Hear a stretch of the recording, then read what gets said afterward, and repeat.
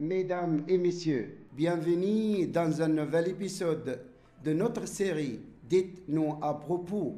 Nous sommes ravis de vous retrouver aujourd'hui, jeudi 26 décembre 2024. Notre invité d'aujourd'hui est M. Adel Abdelati, professeur de langue française au lycée El Ghazali. Bienvenue, monsieur. Bienvenue, enchanté, Monsieur Mohamed, comme je suis heureuse d'assister avec vous aujourd'hui.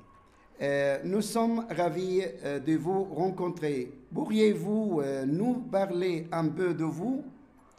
Je suis Adel Abdelati, je suis de Mansoura, le Gharbi.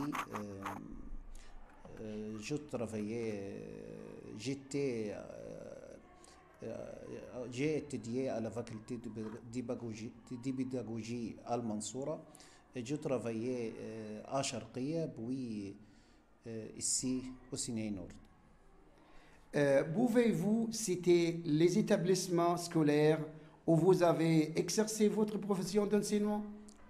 Premièrement, j'ai travaillé à Sharqiya à l'école de commerce à Oulad Saqr. Puis j'ai attaché avec le service militaire. Puis j'ai transféré ici au Sinaï Nord. Je travaillais à l'Arish, à l'école de commerce des garçons et des filles aussi. Et aussi à l'école secondaire, le Massaïd. Puis j'ai transféré à Cheikh Zouaïd depuis environ 28 ans. 34 ans, environ 17 ans à l'école secondaire militaire et environ 17 ans à l'école de filles ici à Al-Ghazali secondaire. Quels ont été les principaux défis que vous avez affrontés au cours de votre expérience pédagogique? J'ai beaucoup de choses, j'ai beaucoup de sons parce que durant ce travail, j'ai beaucoup de choses, surtout vous avez formé beaucoup des élèves, formé soit cette formation est physique ou morale, soit morale parce que vous lisez beaucoup de choses, beaucoup de sons entre vos élèves et vous avez soutenu les élèves surtout dans beaucoup de situations pour affronter la vie, pour améliorer le conduit, pour améliorer le conduit des élèves, surtout à l'intérieur de l'école ou pour affronter la société à Brissa. Oui. Y a-t-il un moment particulier que vous n'appelez pas? Bien sûr, je me sens beaucoup de sens quand un élève me rencontre à la rue, puis il me rappelle ce qui se passe quand j'étais son professeur. C'est me donne l'énergie pour continuer dans la vie, pour être content, parce que les élèves, c'est votre agriculture pour vous.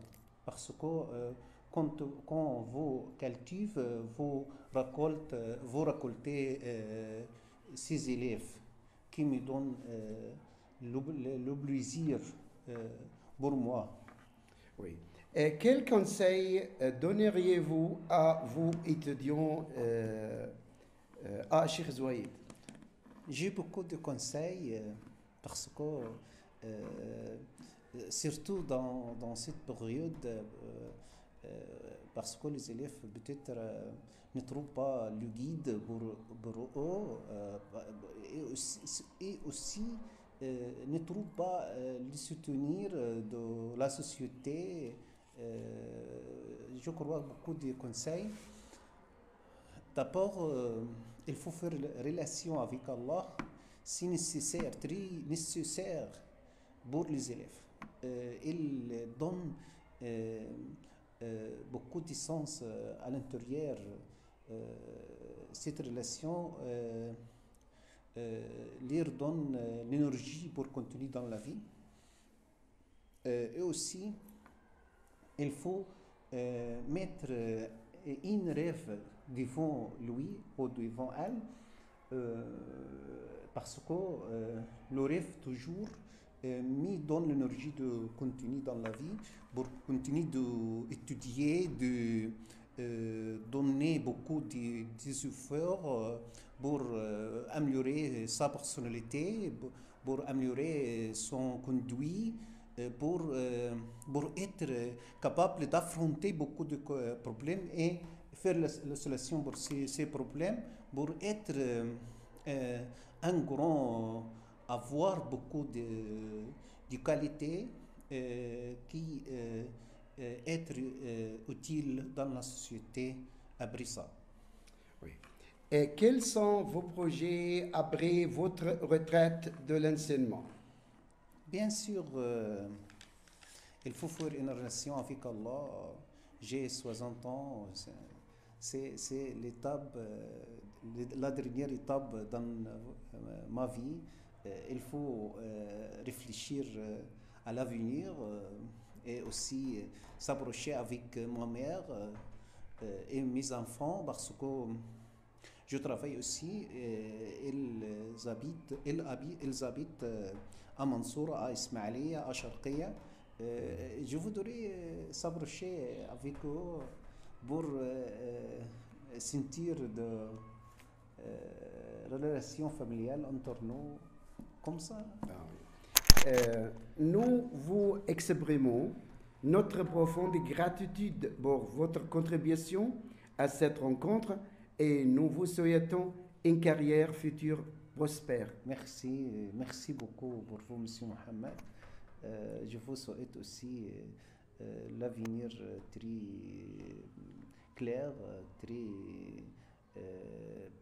profond dans votre vie, soit familiale, soit avec la société scolaire aussi, et être grand, par exemple, un ministre, une personnalité importante dans le domaine de l'enseignement, Inch'Allah. Merci aussi à vous. Nous vous remercions pour votre attention et votre écoute. Merci et au revoir.